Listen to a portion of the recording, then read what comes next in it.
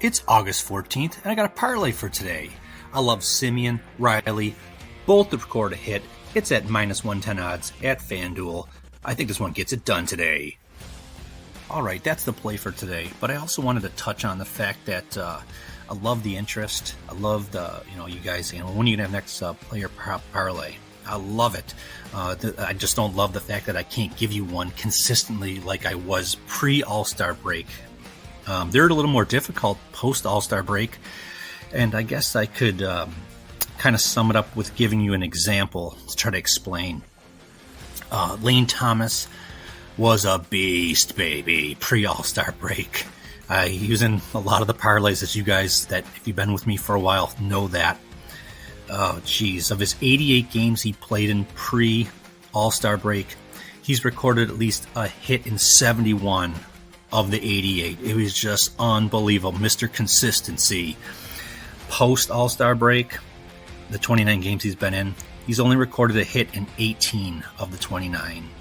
So he's totally dropped off. And this is not... This is typical of a lot of other batters that were just, you could rely on them, but they just seem to fall off the face of the earth in terms of their production. And I think the least common denominator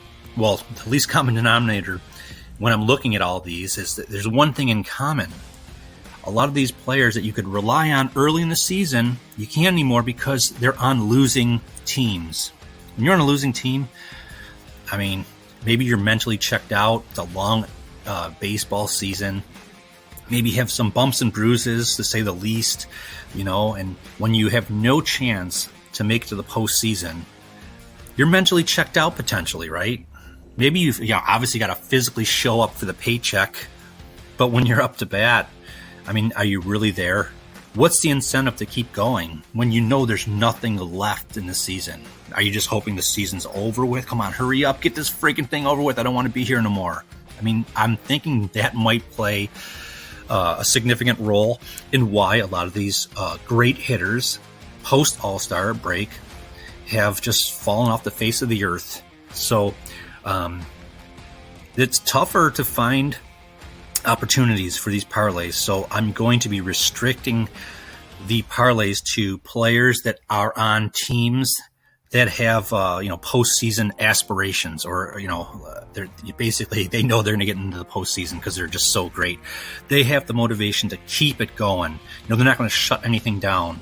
So I just wanted to give you a little insight onto why these parlays are so few and far between lately. Just the data the last few years. I mean, I haven't run the numbers, but I don't have to. I mean, it's just a feeling, and I don't need to run every single player to understand that something's changed. It's almost like common sense, Lane Thomas, along with a lot of others, when you're not in the playoffs, who the hell cares? It seems like, they're just you can't rely on them. So that's kind of what I wanted just to touch on with you guys. But parlay of the day, baby. I love this one. So let's get it done. Semien, Riley. There you go. Both to record a hit, minus 110 odds, FanDuel. I love it. Let's go get it, baby.